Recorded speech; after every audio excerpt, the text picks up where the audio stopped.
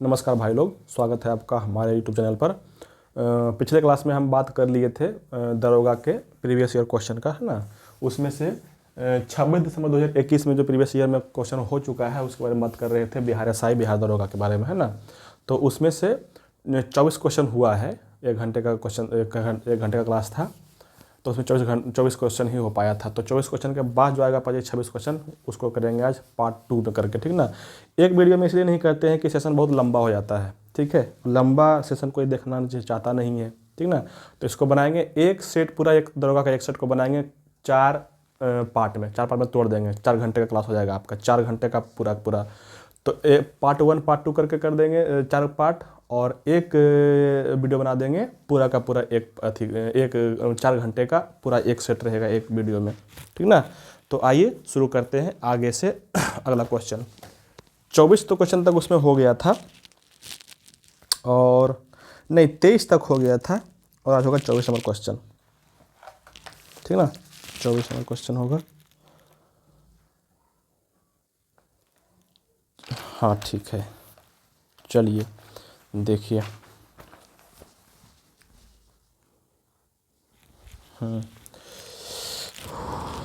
24 number question में है कि भारत में संघीय न्यायालय की स्थापना किस अधिनियम के द्वारा हुई।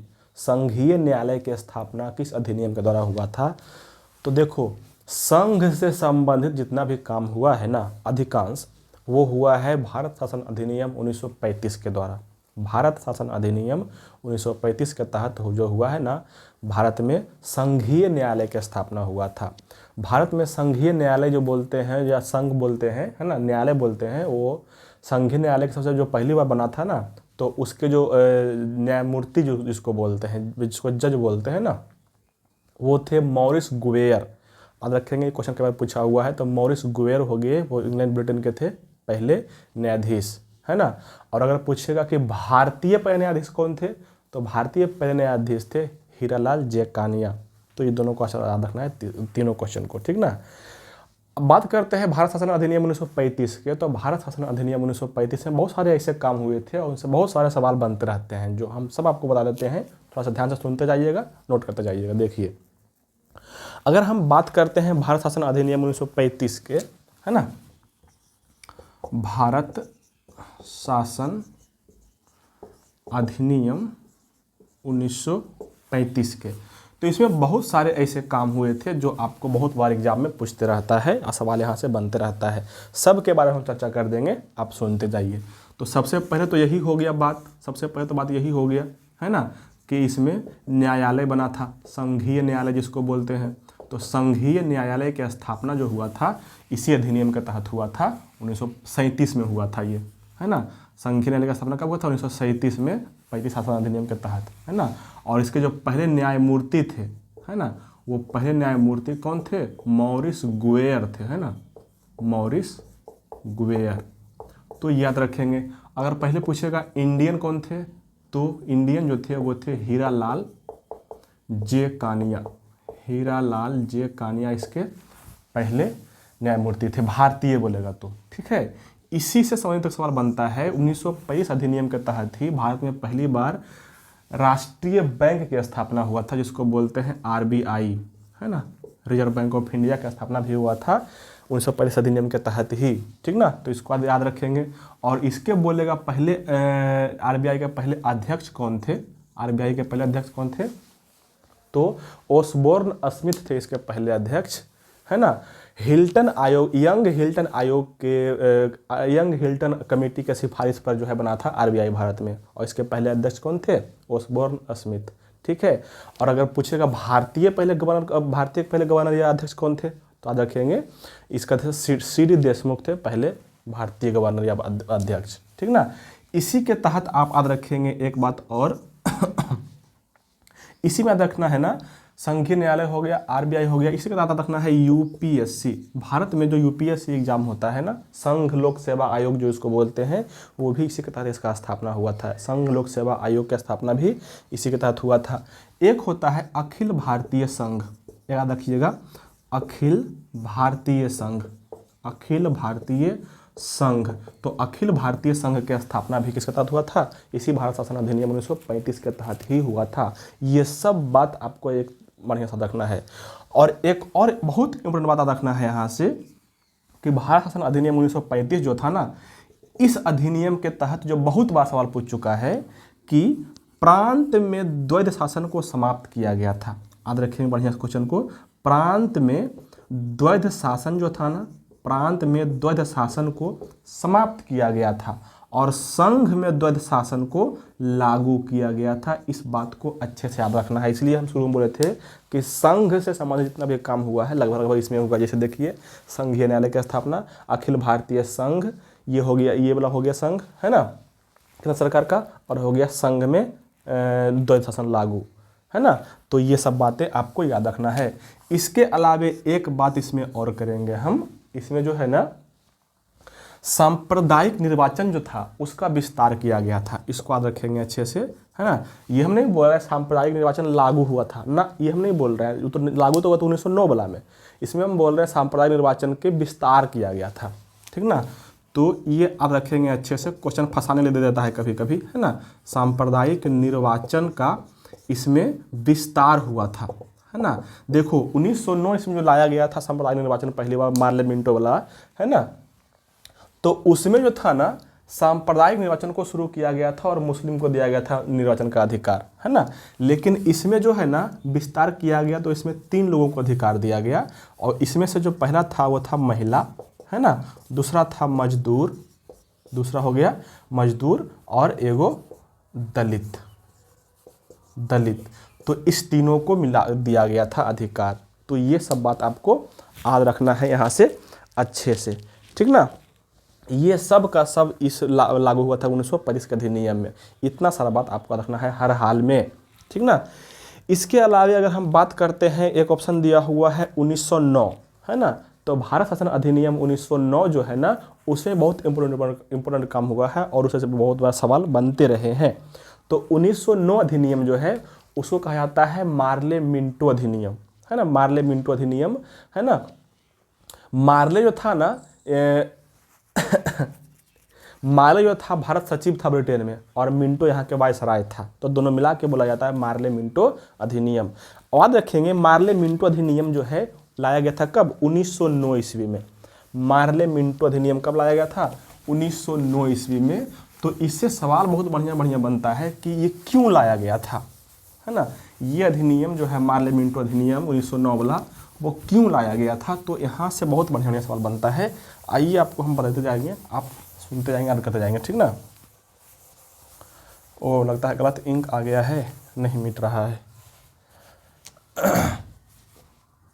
हाँ, मार्ले मिंटो अधिनियम ये कब आया था? 1909 ईस्वी में। 1909 ईस्वी में आया था मार्ले मिंटो अधिनियम, ठीक ना। इसका कारण क्या था, मतलब क्यों लाया गया था इसको, मतलब बोल सकते हैं कि उसका उद्देश्य क्या था, है ना। क्यों लाया गया था या इसका उद्देश्य क्या था? इस तरह का अगर सवाल रहता है ना, तो 4 गो ऑप्शन दे देगा, 3 गो ऑप्शन दे देगा, उसमें से कोई एगो नहीं रहेगा, उसको आपको छापना रहेगा। तो सब जानिएगा तब न। तो इसका उद्देश्य जो था ना, वो ये था कि देखो 1905 ईस्वी में भयंकर बंगभंग आंदोलन हुआ, बंगाल को विभाजन कर दिया गया। तो इसमें सब मुस्लिम जो राज था। तो सबसे पहले इसका उद्देश्य था मुस्लिम को खुश करना। सबसे पहला इसका काम था मुस्लिम को खुश करने का, है ना, मुस्लिम को खुश करने का। उसी समय बहुत सारा देश में, पूरे देश में जो है क्रांतिकारी विचारधारा उमड़ पड़ा था। तो क्रांति को दबाना था, क्रांति को दबाना बोल सकते हैं, या क्रांति को रोकना, ताकि भारतीय लोग जो है भड़के नहीं, है ना। और एक और था कि 1892 ईस्वी में जो हुआ था संविधान संशोधन, है ना, उसमें सुधार करने के लिए लाया गया था ये, है ना। तो इसका ये सब जो था ना उद्देश्य था, ठीक है। अब इसमें क्या क्या हुआ, तो सबसे पहला जो सबसे फेमस क्वेश्चन है, सांप्रदायिक निर्वाचन का शुरुआत हुआ था इसमें, है ना। सांप्रदायिक निर्वाचन का शुरुआत किया गया था इसमें, याद रखेंगे बहुत बढ़िया से। इसीलिए जो है मार्ले, है ना, मार्ले और मिंटो को बोला जाता है क्या? सांप्रदायिक निर्वाचन का जनक बोला जाता है, लॉर्ड मार्ले को, ठीक ना। तो यहाँ से याद रखेंगे 1909 वाला।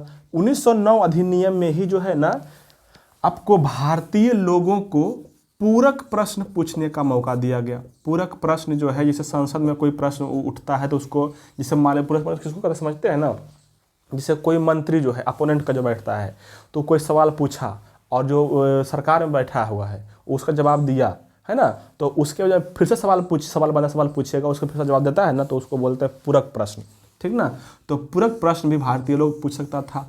और इसी में कहा गया कि भारतीय लोग जो है बजट में जो चर्चा होता था, बजट में भी चर्चा करने का, बोलने का अधिकार दिया गया भारतीय लोगों को। तो यहाँ से ये दोनों बात रखना है, पूरक प्रश्न और बजट, बहुत बढ़िया क्वेश्चन है, ये दोनों रखना है, ठीक है।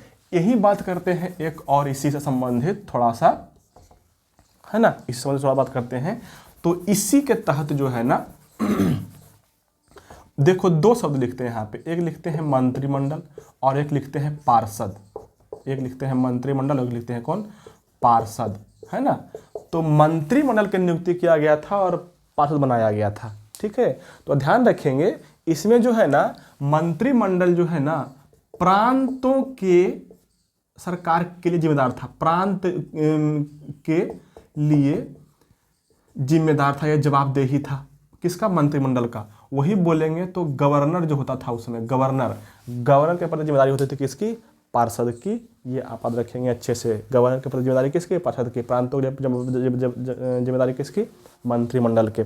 और इसी में से एक प्रश्न और बनता है, पहली बार कार्यपालिका के सदस्य बना था, पहली बार इसमें से जो है ना कार्यपालिका का सदस्य बना था कोई भारतीय, है ना। और उसी में से थे आपको सत्येंद्र प्रसाद सिन्हा। सत्येंद्र प्रसाद सिन्हा जो है पहली भारतीय सदस्य थे कार्यपालिका सदस्य के। तो ये आपको रखना है यहाँ से अच्छे से, है ना। एक सवाल यहाँ से बनता है कि केंद्रीय परिषद में जो है ना, केंद्रीय परिषद में, है ना, केंद्रीय परिषद में जो है ना सीटों की संख्या 16 था पहले, लेकिन इस अधिनियम के तहत बढ़ा के कर दिया गया 60। तो केंद्रीय परिषद में सीटों की संख्या 16 से बढ़ा के कर दिया गया 60। ये सब काम हुआ है 1909 के अधिनियम में। और एक और अधिनियम है आपका दिया हुआ ऑप्शन 1919 का अधिनियम, है ना। 19 अधिनियम को बोलते हैं मॉन्टेग्यू चेम्सफोर्ड अधिनियम। अरे गलत इंक आ गया, मिटेगा नहीं।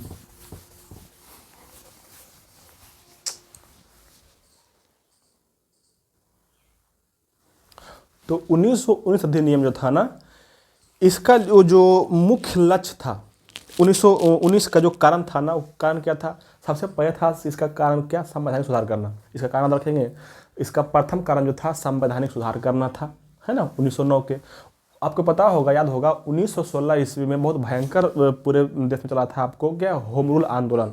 तो होम रूल आंदोलन को दबाने के लिए भी इसका प्रयोग किया गया था, ये लाया गया था।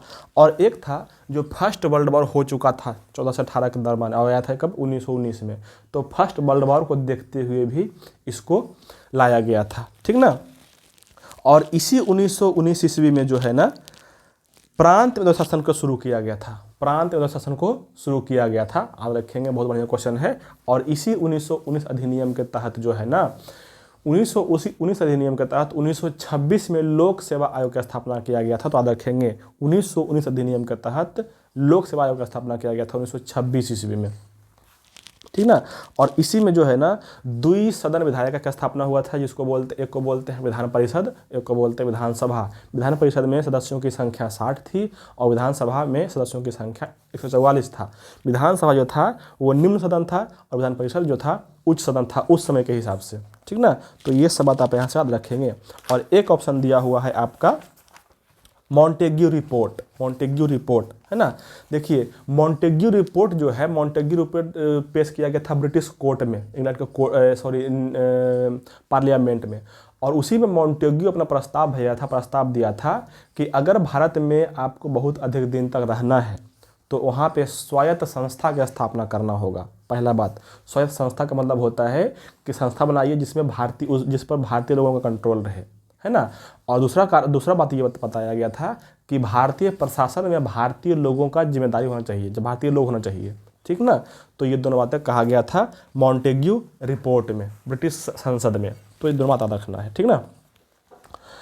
चलिए क्वेश्चन नंबर 25 में है कि कुतुब मीनार के प्रवेश द्वार को जाना जाता है, मतलब कुतुब मीनार के जो प्रवेश द्वार है उसको क्या कहते हैं? इसको कहते हैं अलाई दरवाज़ा। कुतुब मीनार का प्रवेश द्वार को बोलते हैं क्या? अलाई दरवाज़ा। अलाई दरवाज़ा बनाया था कौन? अलाउद्दीन खिलजी बनाया था 1311 ईस्वी में। अलाउद्दीन खिलजी 1311 ईस्वी में बनाया था अलाई दरवाज़ा, है ना।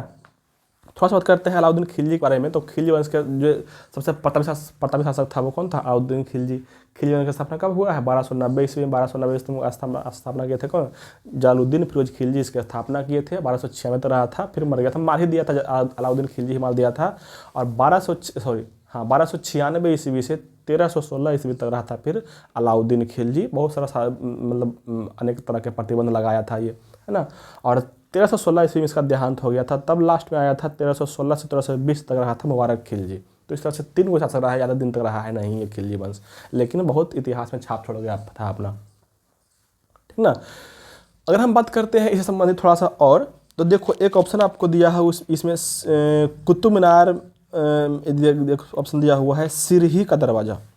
सिरही का दरवाज़ा जो है ना, जो ताजमहल है उसका जो दक्षिणी गेट है उसको कहते हैं सिरही का दरवाज़ा।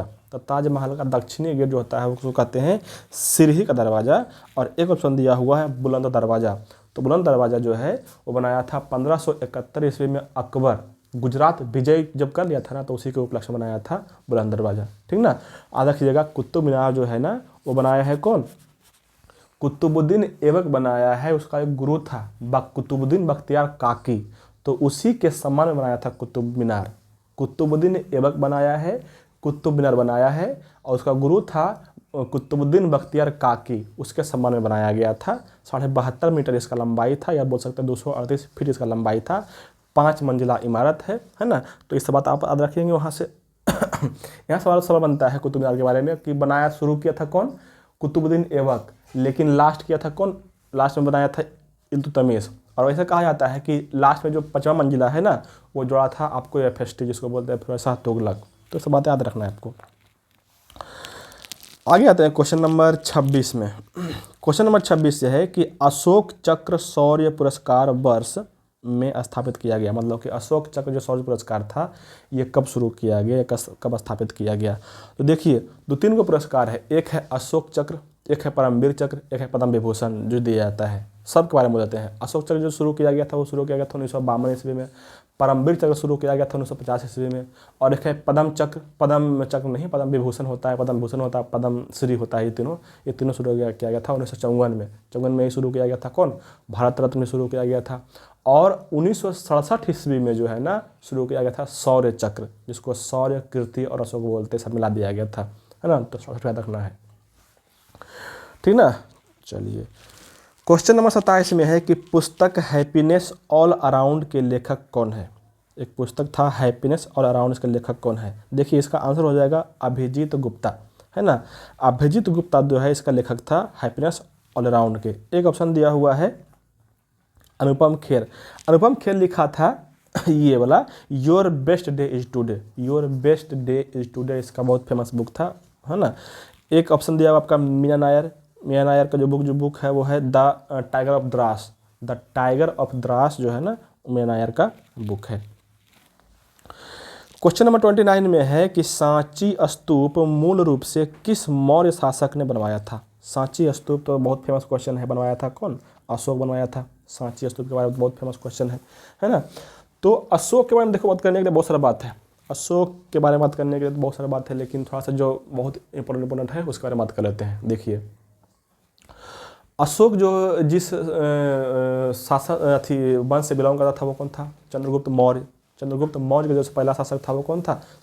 मौर्य वंश से, है ना। मौर्य वंश का संस्थापक था कौन? चंद्रगुप्त मौर्य। चंद्रगुप्त मौर्य इसका संस्थापक था। इसका जन्म हुआ था कब? 300 ये रहा था कब से कब तक? तो 345 से 322 ईस्वी पूर्व तक, है ना। जब ये इसी के शासनकाल में बहुत इम्पोर्टेंट चीज़ है, इसके जो मंत्री थे या अथी थे, है ना, चाणक्य जो लिखा था कौन? चाणक्य इसके दरबार का बहुत फेमस मंत्री था, है ना। अच्छा इसके बाद आता था उसके बाद आता था कौन? बिंदुसार। इसके बाद था इसके शासनकाल में कौन, बिंदुसार, इसको मद्रसार भी बोलते हैं, है ना। वायु पुराण में इसका नाम था मद्रसार, बिंदुसार के, है ना। और बिंदुसार के बाद ही आया था आपको अशोक। अशोक जो आया था वो बिंदुसार के बाद आया था। देखिए एगो होता है बिंबिसार, है ना, वो हरेक वंश का था, और ये है बिंदुसार, ये मौर्य वंश में था। तो अशोक इसका बेटा था, है ना। बिंदुसार जो गद्दी पर बैठा था वो बैठा था कब, 298 ईस्वी पूर्व में, 298 ईस्वी पूर्व में। और अशोक बैठा था कब, 273 ईस्वी पूर्व में, है ना। कहीं कहीं पे आपको लिखा रहेगा 269 ईस्वी पूर्व में, 269 ईस्वी पूर्व में। तो देखिए ये ऐसा हुआ था ना कि 273 ईस्वी पूर्व में गद्दी पर बैठा था, है ना, लेकिन इसको 4 वर्ष लग गया अपने जो 99 भाई से लड़ने में। तो 99 भाई को जो मारा था ना, तो 4 वर्ष इसको इसी में बीत गया। तो इसलिए बोला जाता है कि वास्तविक रूप से बैठा था कब, 1969 में, वास्तव रूप से, है ना। इसके डिटेल में पूछता है कि 261 ईस्वी पूर्व में कलिंग पर आक्रमण किया था। कलिंग जो आक्रमण किया था, है ना, खारवेल जो था उस पर 261 ईस्वी पूर्व में। तो ये सवाल रखना है। अब बात करें थोड़ा सा अशोक के बारे में। तो अशोक जो है ना, अशोक से संबंधित थी। अशोक मूल रूप से प्रसिद्ध था शिलालेख के लिए। अशोक में 2 चीज़ बहुत फेमस था, एक था शिलालेख और एक था स्तंभ लेख, ठीक ना। दोनों रखेंगे। शिलालेख की संख्या था 14 गो और स्तंभ लेख की संख्या था 7 गो। अब कोई किस किस शिलालेख में या किस किस स्तंभ लेख में किस किस चीज़ का जिक्र किया गया, क्या क्या लिखा हुआ है, ये सब बार बार पूछते रहता है, याद रखेंगे। अच्छा, यहाँ से एक सवाल ये भी बनता है कि अशोक जो शिलालेख था, है ना, इसको पहली बार कौन देखा था, है ना। तो एक था फैनथेलर। फैनथेलर जो था वो 1750 ईस्वी में इसका खोज किया था अशोक के शिलालेख का। और 1837 ईस्वी में जेम्स प्रिंसेप इसको पढ़ा था पहली बार, कि पढ़ पाया था कि क्या क्या लिखा हुआ है ना, ये सब बात है। अब थोड़ा सा बात कर लेते हैं कि इसके अभिलेख में क्या क्या लिखा हुआ है। अशोक के अभिलेख 14 हो, अभिलेख में क्या क्या लिखा हुआ है, देखिए सुनिएगा, बनाते सुनाते हैं। 14 अभिलेख था। जो पहला शिलालेख कर रहे हैं, शिलालेख 14 को शिलालेख कर रहे हैं। जो पहला शिलालेख था उसमें था, जैसे जैसे बोलना वैसा रखना है, ठीक ना। देखिए पहला में है पशु बलि की निंदा करना, दूसरा में है मानव और पशु दोनों की चिकित्सा की व्यवस्था करना, तीसरा में है अधिकारियों का भ्रमण करना, मतलब अधिकारी जो है ना हर एक 5 वर्ष पर, है ना, दौरा करते थे अपने क्षेत्र में घूम घूम के। तो तीसरा में हो गया अधिकारियों का दौरा या अधिकारियों का भ्रमण। चौथा में था भेरी घोष की जगह धम्म घोष, है ना। 5वां में था अधिकारियों की नियुक्ति प्रक्रिया कैसे कैसे होता था, 5वां शिलालेख में। 6ठा में था आत्मसंयम के बारे में। 7वां और 8वां में था भ्रमण के बारे में, है ना, तीर्थ यात्रा जिसको बोलते हैं। तो 7वां 8वां दोनों में वही था, भ्रमण के बारे में, तीर्थ यात्रा के बारे में। 9वां था शिष्टाचार भेंट के बारे में वर्णन किया हुआ है। और अभी जो शिलालेख 10वां है उसमें है प्रजा हित के बारे में सोचना, अभिलेख शिलालेख 10वां में। 11वां में हो गया धम्म के व्याख्या किया गया था। और 12वां शिलालेख में जो था वो था क्या, आपको स्त्री महामात्र की नियुक्ति, ठीक ना। और 13वां जो सबसे इंपॉर्टेंट है, जो कई बार पूछा हुआ है, उसमें कलिंग पर जो आक्रमण किया हुआ है उसका जिक्र किया हुआ है। 13वां में ही किया हुआ है, अगल बगल जो पड़ोसी राजा था उसका जिक्र किया हुआ है। और 13वां में ही हृदय परिवर्तन के बारे में चर्चा किया गया है 13वें में। और बचे 14वां में आपको दिया हुआ धार्मिक जीवन जीने का संदेश दिया गया है, अभिलेख शिलालेख 14वां में, ठीक ना। और बता देते हैं इसका 7 गो स्तंभ लेख था, है ना। तो स्तंभ लेख भी था, तो कहाँ कहाँ याद रखिएगा। देखो सबसे जो पहला है उसको बोलते हैं, पहला क्या दूसरा क्या, कहीं भी इसको बोल सकते हैं, इसमें पहला दूसरा नहीं है। एक है इसका कौशाम्बी अभिलेख, है ना, इसी को बोलते हैं इलाहाबाद अभिलेख भी, इसी को बोलते हैं प्रयाग अभिलेख भी। तो तीनों एक ही है। इसी को बोलते हैं रानी के अभिलेख भी, तो नाम एक ही है, याद रखिएगा, है ना।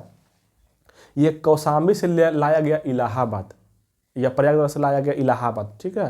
तो लाया था कौन, अकबर, इसको याद रखना है अच्छे से, है ना। तो याद रखना, ये हो गया पहला। एक था आपका ये दिल्ली टोपरा, दिल्ली से टोपरा में था लेकिन लाया दिल्ली, है ना। ये कब लाया था, FST फिरोजशाह तुगलक लाया था। एक है दिल्ली मेरठ शिलालेख अभिलेख, है ना। तो दिल्ली मेरठ जो था ये तीसरा अभिलेख हो गया, मतलब कि मेरठ में था पहले और लाया दिल्ली, ये भी FST ही लाया था। 3 हो गया यहाँ से, है ना। कौन कौन बोले, एक कौशाम्बी हो गया, एक दिल्ली टोपरा हो गया और एक दिल्ली मेरठ हो गया। 3 गो है आपको चंपारण में, इसका चंपारण में है ना, एक है रामपुरवा अभिलेख, एक है लौरिया अरेराज अभिलेख और एक है लौरिया नंदनगढ़ अभिलेख। याद रखेंगे लौरिया नंदनगढ़ अभिलेख में मोर का चित्र है, तो यहाँ सवाल बनता है ये 6 हो गया। और एक बचा हुआ जो सबसे छोटा अभिलेख है इसका, ये है रुम्मिनदेई अभिलेख। सवाल बनता कई बार बना हुआ है कि सबसे छोटा अभिलेख कौन है, रुम्मिनदेई अभिलेख। तो ये सारे अभिलेख हो गए इसके। अब इसके संबंधित जो है ना अशोक से संबंधित बहुत सारा बात जो है आपसे हमको थोड़ा सा करना है। देखिए अशोक के जो पूरा मौर्य वंश था, है ना, जो पूरा मौर्य वंश था उसमें कई सारे शब्द ऐसे मिलता है जिसको पता नहीं होगा, कि जैसे एग्जाम में पूछ देगा कि रूप दर्शक क्या होता है, रूपा जीवा क्या होता है, अग्रमात्य क्या होता है ना। तो इस सब कुछ बहुत जो इंपॉर्टेंट क्वेश्चन है उसको छाट के हम लाए हैं, तो सुनिएगा, तो सबके बारे में बताते हैं टोटल। देखिए एक होता है रूप दर्शक। रूप दर्शक जो था ना, उस समय सिक्का के पहचान करने वाला अधिकारी को बोलते थे रूप दर्शक, मतलब सिक्का ओरिजिनल है कि डुप्लीकेट है, तो सिक्का की पहचान करने वाला कौन हो गया, रूप दर्शक। एक था रूपा जीवा, उस समय जो वेश्यावृत्ति कर रही थी महिलाएं उसको बोला जाता था रूपा जीवा, ठीक है। एक था अग्रमात्य, उस समय जो प्रधानमंत्री का पद था उसको बोलते थे अग्रमात्य, अग्रमात्य, ठीक ना। उस समय जो उत्कृष्ट फसल था वो था धान, और जो सबसे निकृष्ट फसल था वो था गन्ना। तो निकृष्ट फसल कई बार पूछा हुआ क्वेश्चन है, उत्कृष्ट फसल भी पूछा हुआ क्वेश्चन है, ठीक ना, याद रखेंगे ये सब। कुछ बात और है, जैसे हो गया सौवर्णिक। सौवर्णिक जो था ना टकसाल के अधिकारी हुआ करता था, सौवर्णिक टकसाल के अधिकारी हुआ करता था। एक था अरिस्टोनोमोई, है ना, अरिस्टोनोमोई जो था ग्रामीण के अधिकारी था, गांव के अधिकारी, है ना। और एक था तीर्थ, तीर्थ तीर्थ जो था सबसे उच्च अधिकारी हुआ करता था, जो सबसे उच्च अधिकारी था ना उस समय के, उसको बोलते थे तीर्थ बोलते थे। एक है सन्निधाता, जो कोषाध्यक्ष था जिसको खजांची बोलते हैं, वो था कौन, उसको बोलते थे सन्निधाता। एक था परदेष्टा, कमिश्नर जो आजकल होता है ना उसको बोलते थे परदेष्टा। और एक था अंतर्वशक जिसको बोलते हैं अंगरक्षक, अंतर्वशक क्या हो गया, अंगरक्षक। और एक था संविधाता, उसको बोलता टैक्स कलेक्टर, जो टैक्स का कलेक्शन करता था उसको बोलता है संविधाता, है ना। समाहर्ता, तो ये सब आपको याद रखना है अच्छे से। एक वर्ड और है सीता, या सीता भूमि रहेगा, तो सीता भूमि उस समय बोलते थे, जो सरकारी भूमि था उसको बोलते थे सीता भूमि, ठीक है। और एक क्वेश्चन कई बार बनते रहता है इससे संबंधित कि मौर्य वंश के अंतिम शासक कौन थे, अंतिम शासक थे कौन, बृहद्रथ, है ना। इसी बृहद्रथ का सेनापति था, खुद का ही सेनापति था, है ना, पुष्यमित्र शुंग, वही मार दिया था इसको और शुंग वंश के स्थापना किया था। तो ये सब बात यहाँ से याद रखना है। ये हो गया था क्वेश्चन नंबर कितना, 26 ना, नहीं 29 हो गया था। क्वेश्चन नंबर 30 में है कि राष्ट्रपति के अध्यादेश पारित करने की शक्ति किस आर्टिकल में है। तो राष्ट्रपति जो अध्यादेश होता है वो किस में होता है, 123 में, अनुच्छेद 123 में होता है राष्ट्रपति के अध्यादेश के बारे में बताया गया है ना। राष्ट्रपति से संबंधित जितना भी आर्टिकल है बहुत इंपॉर्टेंट हम सब बोल देंगे, आप याद रखिएगा, है ना, टोटल का टोटल। देखिए पहले जो इसमें ऑप्शन दिया है उसको पहले देख लेते हैं। 123 में तो हो गया क्या, अध्यादेश। 143 जो होता है वो होता है परमादेश, परामर्श नहीं, परामर्श बोलते हैं, मतलब कि राष्ट्रपति जो है ना सुप्रीम कोर्ट से परामर्श ले सकता है किसी भी मुद्दे पर, है ना। हालांकि सुप्रीम कोर्ट परामर्श देने के लिए बाध्य नहीं है ना, और राष्ट्रपति भी उसको मानने के लिए बाध्य नहीं है ना। जैसे एक बार जो है ये भी पिछले साल के जो राम मंदिर बना हुआ है ना, तो इसमें जो विवाद चल रहा था तो उस पर राष्ट्रपति जो है मांगे थे सुप्रीम कोर्ट से अपना सलाह, है ना। तो सलाह परामर्श करने का उसको अधिकार है आर्टिकल 143 में सुप्रीम कोर्ट से, है ना। हालांकि मानने के लिए बात नहीं है, सुप्रीम कोर्ट भी देने के लिए बात नहीं है कि सलाह परामर्श देवे करेगा। तो 143 हो गया सलाह या परामर्श, है ना। और कौन सा एक है, एक ऑप्शन दिया आपका अनुच्छेद 52 में राष्ट्रपति के पद है, राष्ट्रपति पद का वर्णन है अनुच्छेद 52 में। और एक आर्टिकल है 300, आर्टिकल 300 में है भारत सरकार जो है ना किसी संस्था पे या किसी पे जो है मुकदमा दर्ज कर सकती है, तो आर्टिकल 300 में उसका वर्णन है ना। अब राष्ट्रपति से संबंधित कुछ जो आर्टिकल है उसको देख लीजिए। राष्ट्रपति का पद के व्यवस्था वर्णन किया गया आर्टिकल 52 में, है ना। आर्टिकल 52 में, आर्टिकल 53 में है कि राष्ट्रपति जो है ना संघ के कार्यपालिका के अध्यक्ष रहेंगे, है ना, आर्टिकल 53 में। और आर्टिकल 53 के ही 2 में कहा गया है कि भारत के तीनों सेनाओं का जो प्रधान होगा वो राष्ट्रपति होंगे, है ना, तो आर्टिकल 53 हो गया। 54 में है राष्ट्रपति के निर्वाचन के बारे में। 55 में है राष्ट्रपति के निर्वाचन की रीति के बारे में कि इसका निर्वाचन कैसे कैसे होगा। इसे कैसे कैसे होता है, गुप्त मतदान होता है ना, अप्रत्यक्ष तरीके से होता है ना, और एकल संक्रमणीय मत प्रणाली के तहत होता है। तो ये सवाल रखना है आपको। 55 में व्याख्या किया गया है। 56 में इसका कार्यकाल है कि कितना वर्ष रहेगा, 5 वर्ष रहेगा। 56 हो गया कार्यकाल। 57 में हो गया राष्ट्रपति के पुनर्नियुक्ति के बारे में, मतलब फिर इसका जो एक बार राष्ट्रपति बन चुका है वो फिर से बन सकता है, ये हो गया 57 में, है ना। 58 में इसकी योग्यता के बारे में चर्चा किया गया है कि क्या क्या इसमें योग्य होना चाहिए, किस योग्य रहेगा तो भारत का राष्ट्रपति बन सकता है। ये हो गया क्या 58 में। और 59 में शर्त है ना। शर्त ये है कि भारत का राष्ट्रपति जो भी बनेगा, जो भी उसका कंटेंडर रहेगा, है ना, वो किसी भी लाभ के पद पर नहीं होना चाहिए। तो ये हो गया 59 नंबर आर्टिकल में। और 60 नंबर में है आपका शपथ के बारे में, राष्ट्रपति शपथ लेगा, है ना। सुप्रीम कोर्ट के मुख्य न्यायाधीश शपथ दिलाते हैं इसको, तो इस बात रखेंगे। राष्ट्रपति से संबंधित कुछ बात जो है आपको रखना है यहाँ से। राष्ट्रपति के 3 तरह के कार्य होता है, 3 तरह के, है ना। एक होता है विधायी कार्य, एक होता है प्रशासनिक कार्य, और एक होता है न्यायिक कार्य। कौन कौन बोले? विधायी कार्य, प्रशासनिक कार्य और न्यायिक कार्य। तो यहाँ से क्या सवाल पूछता है ना कि कार्य लिख देगा और बोलेगा किस प्रकार के कार्य है ये। तो आप देखिए ऐसा बता देंगे ना, आपको याद रहेगा जिंदगी भर। आपको यहाँ से जितने आपको दिखेगा राष्ट्रपति लिखल रहे और उसमें कोई भी संसद का नाम आए, लोकसभा या राज्यसभा, तो ये सब जितने भी काम होता है ना, ये सब होता है उसका ये विधायी कार्य। ये सब होता है किसी विधायी कार्य, जैसे लोकसभा को भंग करना, लोकसभा का बैठक बुलाना, है ना, कौन सा धन विधेयक है ये इस पर बात करना, कौन सा आपातकालीन पर चर्चा करना लोकसभा में, है ना। अभी जो अध्यादेश लाया, जो दिया गया था क्वेश्चन, ये भी इसका क्या है, ये सब का सब जो है ना, इसका ये विधायी कार्य है ना। इसके अलावा रहेगा एक प्रशासनिक कार्य। प्रशासनिक कार्य में आता है कौन कौन? प्रशासनिक कार्य में आता है जैसे कोई 2 देश के बीच, भारत और जैसे नेपाल के बीच, भारत भूटान के बीच, भारत अमेरिका के बीच कोई संधि हो रहा है, कोई समझौता हो रहा है, तो ये सब होता है राष्ट्रपति के नाम से, है ना। तो ये क्या हो गया? ये हो गया इसका प्रशासनिक कार्य। ये क्या हो गया इसका? प्रशासनिक कार्य। राष्ट्रपति अगर किसी को नियुक्त कर रहा है तो वो जाएगा क्या? प्रशासनिक कार्य हो जाएगा, है ना। राष्ट्रपति तीनों सेनाओं को नियंत्रित कर, कंट्रोल कर रहा है, तो ये क्या हो जाएगा? प्रशासनिक कार्य हो जाएगा। अच्छा, नियुक्त बहुत सारे करता है। अधिकांश जो भारत में सरकार होती है वो तो नियुक्त करता है कौन? राष्ट्रपति ही करता है। तो जितनी भी नियुक्तियाँ होती है वो प्रशासनिक कार्य होता है इसका, है ना। और एक होता है न्यायिक कार्य। आपको पता होगा आर्टिकल 72 में राष्ट्रपति को क्षमादान प्रदान करने की शक्ति होती है। तो क्षमादान होता है वो कौन होता है? न्यायिक कार्य के तहत आता है। एक आर्टिकल 61 में लगता है राष्ट्रपति का महाभियोग, तो भी न्यायिक कार्य के तहत ही आता है। तो इस तरह से याद रखिएगा, है ना। विधायी कार्य, प्रशासनिक कार्य और न्यायिक कार्य इस तरह से होता है। जो वीटो होता है, वीटो वगैरह होता है, वो प्रशासनिक कार्य में विधायी कार्य में आता है वो। चलिए क्वेश्चन आगे बढ़ते हैं। अब क्वेश्चन नंबर कहाँ गया? हाँ, 31 में है कि यूटोपिया का लेखक कौन था?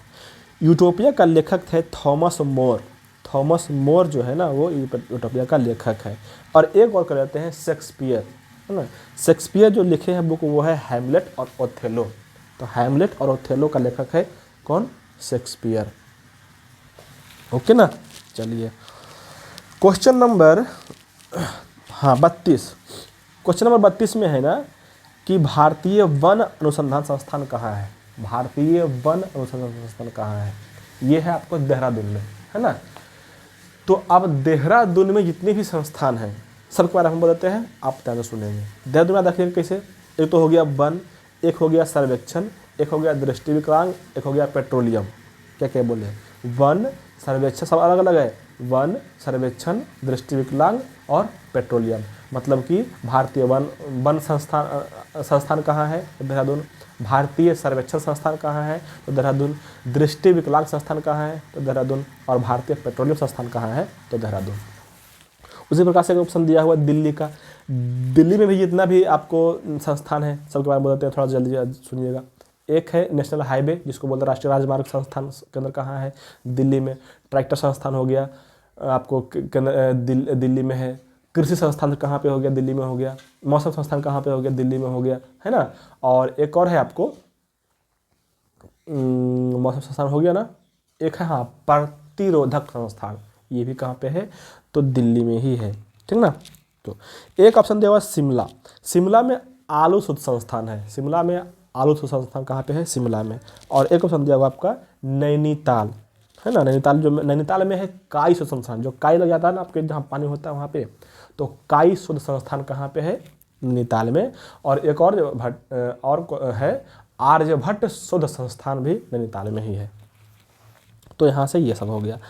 क्वेश्चन नंबर 33 में है कि भारत का सुदूर उत्तरी बिंदु, मतलब सबसे उत्तरी बिंदु कौन है। ये तो बहुत पुराना क्वेश्चन है। इंदिरा कॉल जिसको बोलते हैं, सबसे उत्तर में हो जाएगा इंदिरा कॉल, सबसे दक्षिण में हो जाएगा इंदिरा पॉइंट। और देखेंगे इंदिरा पॉइंट को ही बोलते हैं पार्सन पॉइंट, इसी को बोलते हैं पिगमिलियन पॉइंट। तो पॉइंट रहेगा तो दक्षिण में और कॉल रहेगा तो उत्तर में, ठीक ना।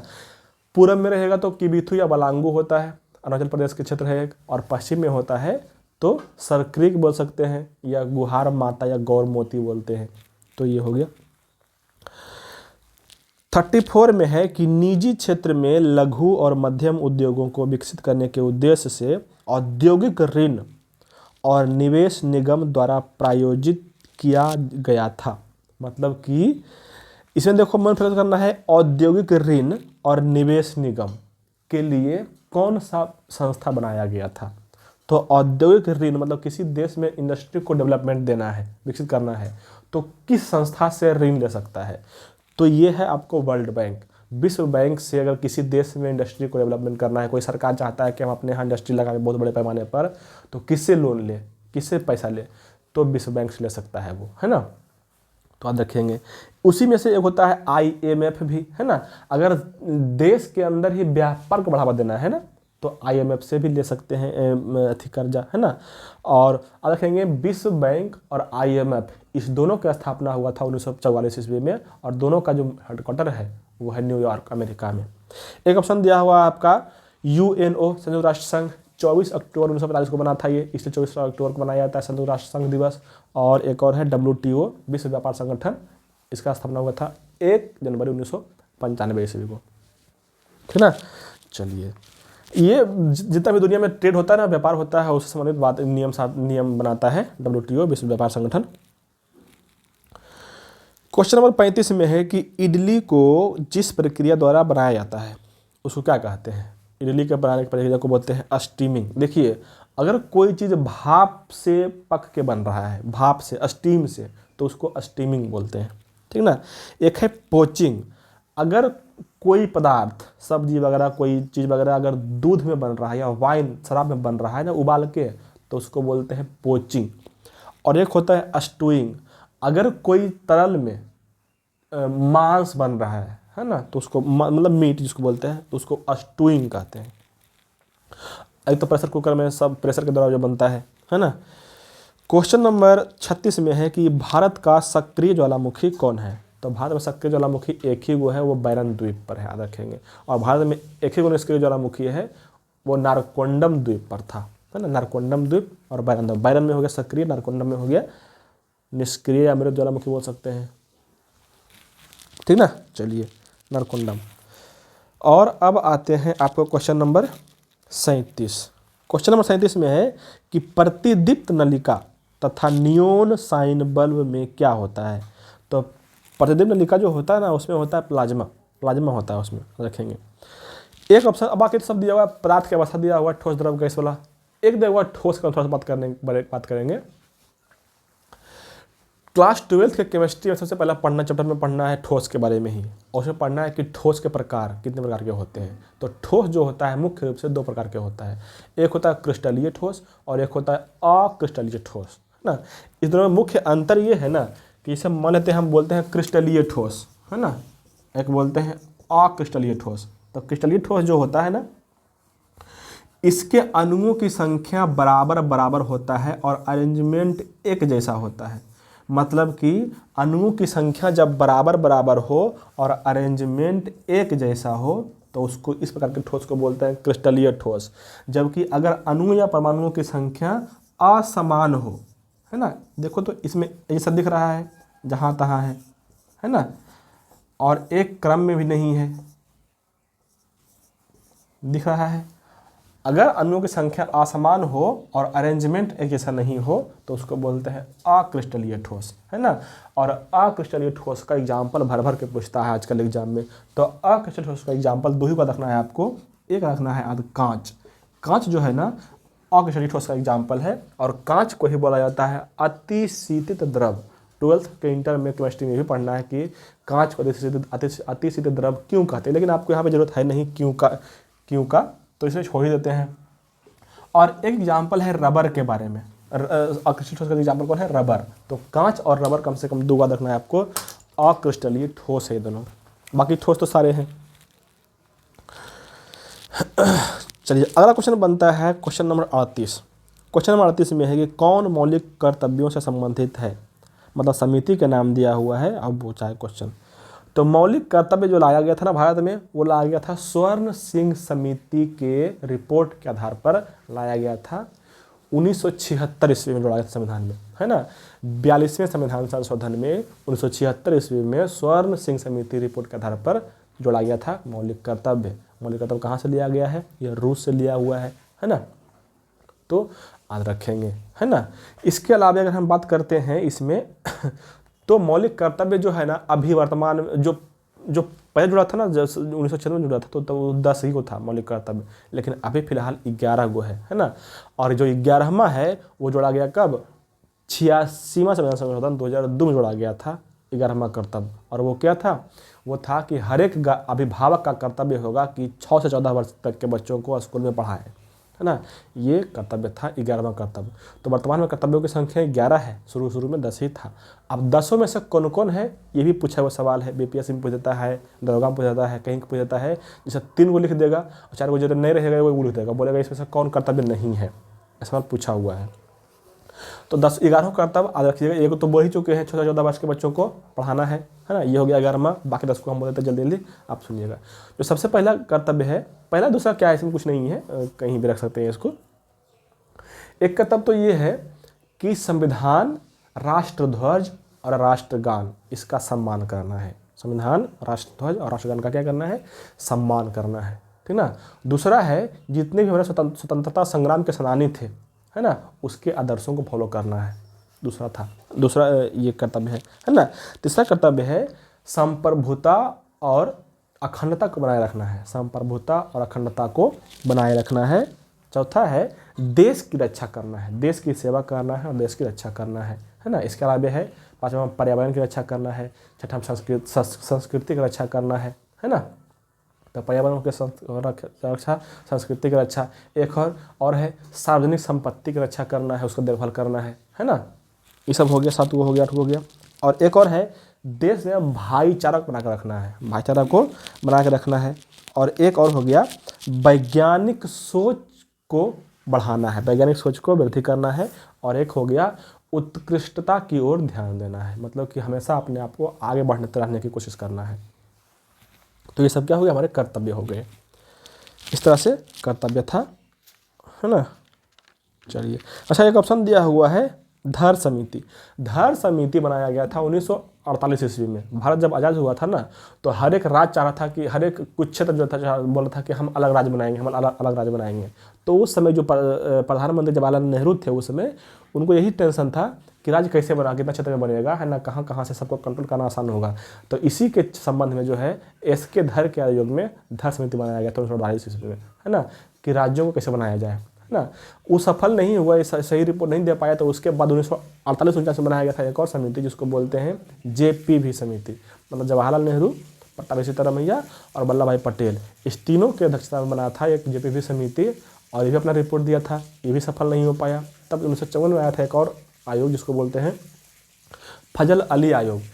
इसी फजल अली आयोग के आधार पर 1956 में राज्यों का पुनर्गठन हुआ था भाषाई आधार पर, है ना, जिसमें 14 राज्य और 6 केंद्र शासित प्रदेश बना था। उसी में से सबसे पहले बना था आंध्र प्रदेश। चलिए अब आगे आते हैं क्वेश्चन नंबर, अब कहाँ पे है? 38 हो गया, 39 में। क्वेश्चन नंबर 49 में है, हाँ, क्वेश्चन नंबर 49 में है कि जहांगीर के शासनकाल में किस चित्रकार को नादिर उल उस्र के खिताब से नवाजा गया? नादिर उल उस्र के खिताब से नवाजा गया था किसको? देखिए, जहांगीर के कार्यकाल को बोला जाता है मुगल काल के चित्रकार का स्वर्ण युग, मतलब चित्रकला का स्वर्ण युग कहा जाता है ना। इसलिए कि जहांगीर चित्रकला से बहुत प्रेम करता था और बहुत बढ़ावा दिया था चित्रकला को, है ना। तो जहांगीर के शासनकाल में जो चित्रकार थे बहुत इंपोर्टेंट कौन कौन थे, थोड़ा सा जानकारी ले लेते हैं, है ना। जहांगीर के कार्यकाल में चित्रकला, देखो एक ट्रिक याद रखना है आपको, इस ट्रिक से आपको पता चलेगा कि कौन कौन चित्रकार थे। एक ट्रिक याद रखेंगे, हाँ याद रखना है, अबू मामू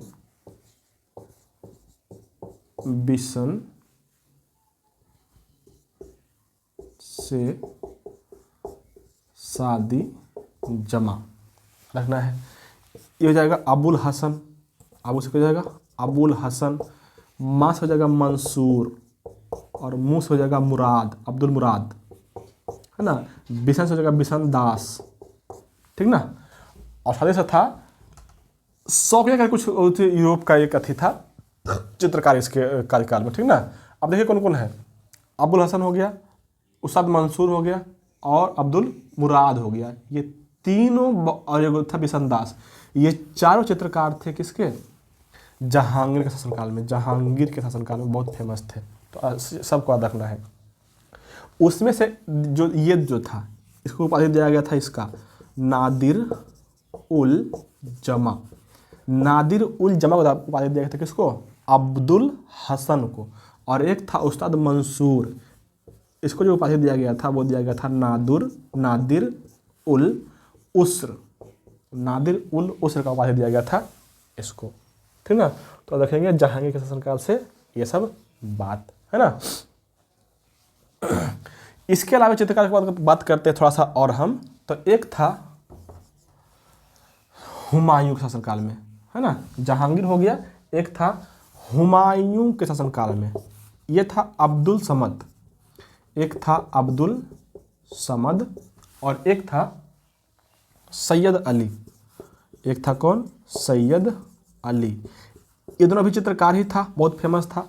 तो सैयद अली जो था इसको भी दिया गया था उपाधि नादिर उल उस्र के। नादिर उल उस्र को भी दिया गया था उपाधि किसको? सैयद अली को। और अब्दुल समद जो था इसको उपाधि दिया गया था श्री कलम के। बहुत बार सवाल पूछा हुआ ये, श्री कलम को उपाधि किसको दिया गया था? अब्दुल समद को, है ना। और ये श्री कलम का मतलब होता है चावल के दाने से चौगान का चित्र बनाया था, चावल के दाने से चौगान का चित्र बनाया था, इसलिए इसको दिया गया था श्री कलम की उपाधि। और एक ये था, इसका रखिएगा, अबुल हसन जो था ना, जहांगीर जब बैठा था गद्दी पे बैठा था ना, तो उसका फिगर बनाया था, गद्दी पे वैसे बैठा हुआ है तो उसका फिगर बनाया था कौन? अबुल हसन।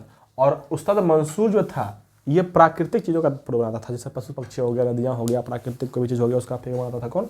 ये मंसूर साहब। तो ये सब यहाँ से क्वेश्चन हो गया। और अब आगे आते हैं, कहाँ चल गया? यहाँ से, हाँ यहाँ हो गया। चलिए, अच्छा एक बात रखेंगे, एक क्वेश्चन और आ गया। मुगल जो चित्रकाल था ना, मुगल जो चित्रकला था उसका जो सबसे फेमस चित्रकला था वो था हजमनामा।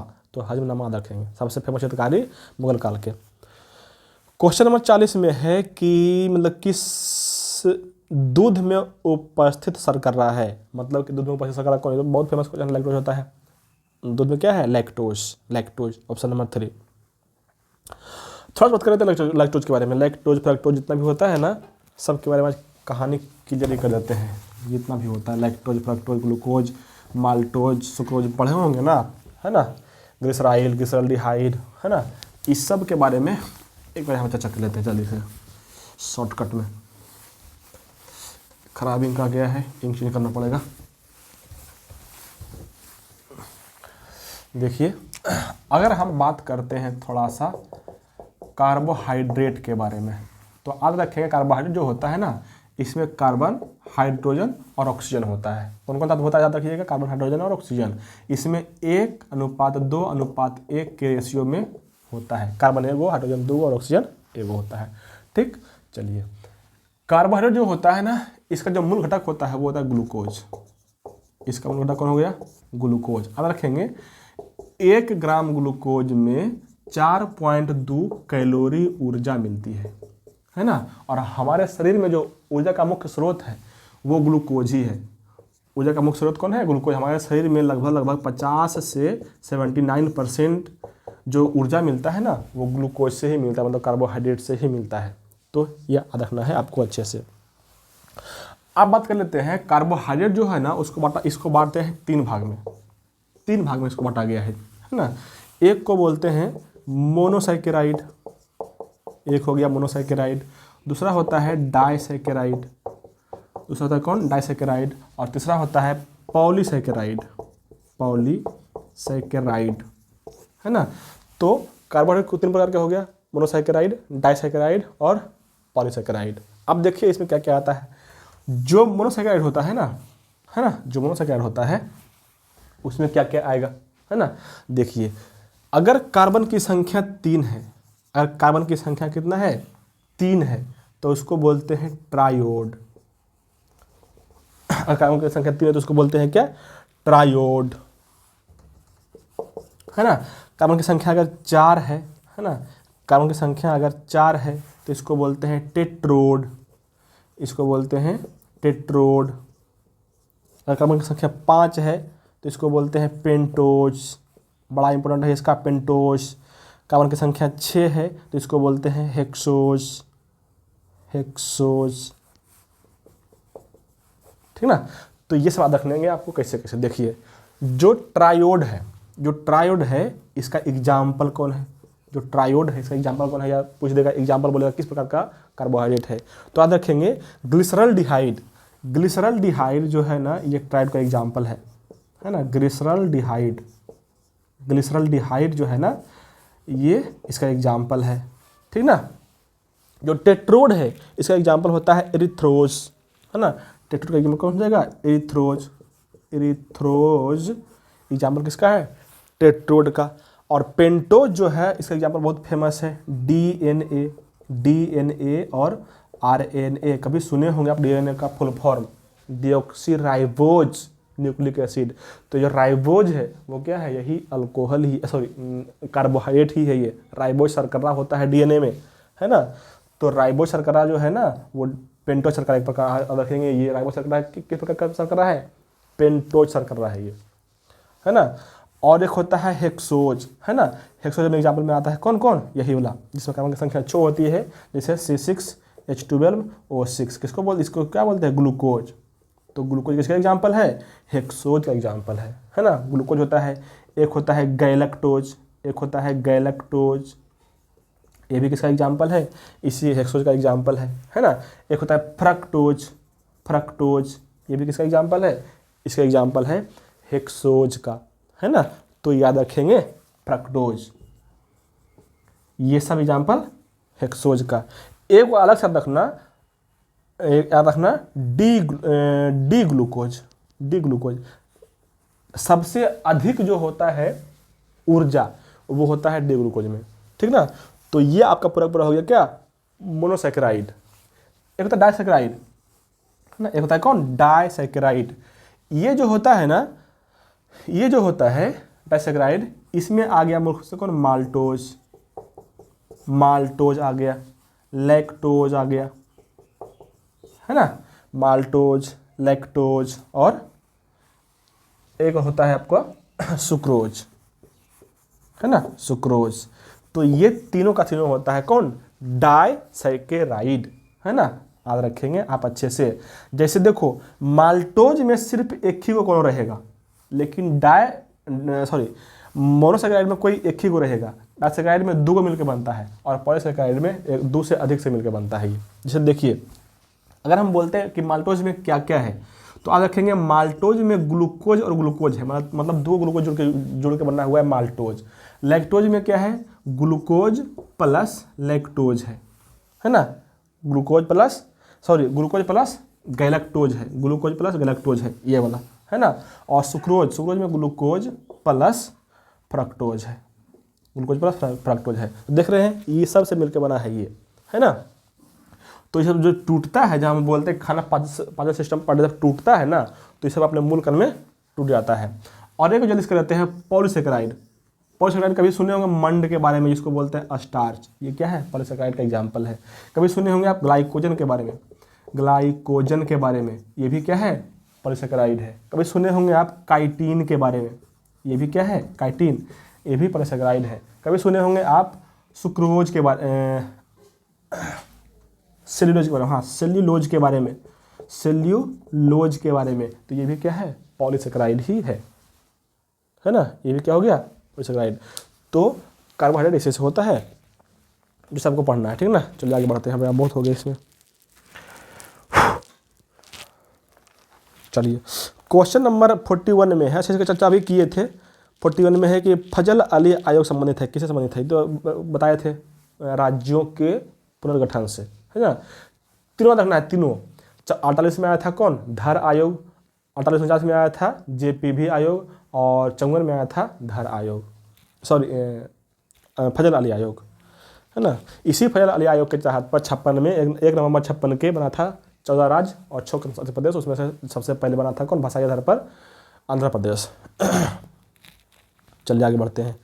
क्वेश्चन नंबर 42 में है कि ओडोमीटर से क्या मापता है। ओडोमीटर से क्या मापता है, दूरी मापते हैं। ओडोमीटर से दूरी मापते हैं और स्पीडोमीटर से स्पीड मापते हैं। जैसे बाइक वगैरह में लगा रहता है दोनों, ओडोमीटर भी स्पीडोमीटर, कितना दूर चलता है उससे मापाता है, कितना दूर चला है, और कितना स्पीड जा रहा है उससे मापता है स्पीडोमीटर से। तो ओडोमीटर से डिस्टेंस मापते हैं और स्पीडोमीटर से स्पीड मापते हैं। एक क्वेश्चन है 44 में, अपूर्वी चंदेला किस खेल के खिलाड़ी है। तो अपूर्वी चंदेला क्या है, निशानेबाज है। नंबर 1 निशानेबाज थी अपूर्वी चंदेला, अब तो नहीं खेलती है। आज रखेंगे यहाँ से वाले क्वेश्चन आ गया करंट अफेयर का। अभी हाल ही में जो है ना, भारतीय हॉकी टीम के जो कप्तान थी, महिला हॉकी टीम के, रानी रामपाल, वो संन्यास लेने घोषणा कर दिया, संन्यास ले ली है। आज रखेंगे अच्छे से। 45 में है कि वर्ष 1942 ईस्वी में भारतीय राष्ट्रीय कांग्रेस द्वारा भारत छोड़ो आंदोलन किए जाने पर भारत का वायसराय कौन था। मतलब कि भारत छोड़ो आंदोलन के समय वायसराय कौन था। देखो लिनलिथगो तो इसका आंसर होगा, लिनलिथगो जिसको बोलते हैं लॉर्ड लिनलिथगो, इसका था आंसर होगा। लॉर्ड लिनलिथगो जो है ना, भारत में 1936 से लेकर के 43 तक रहा था ये वायसराय, 36 से 43 तक। और इस दौरान क्या क्या हुआ है ना, सब घटना हम बताते हैं अभी तुरंत। 36 से 43 तक आइए शुरू किया जाए। 36 में जब ये आया था ना, है ना, तो 36 से 45 में बहुत काम हुआ, बहुत सारा काम हुआ है इसके कार्यकाल में, ठीक ना। देखिए सबसे पहले जो इसका काम हुआ है 1938 ईस्वी में हरिपुरा अधिवेशन, भारतीय जो स्वतंत्रता संग्राम है, सबसे बहुत इम्पोर्टेंट दिन है वो, है ना।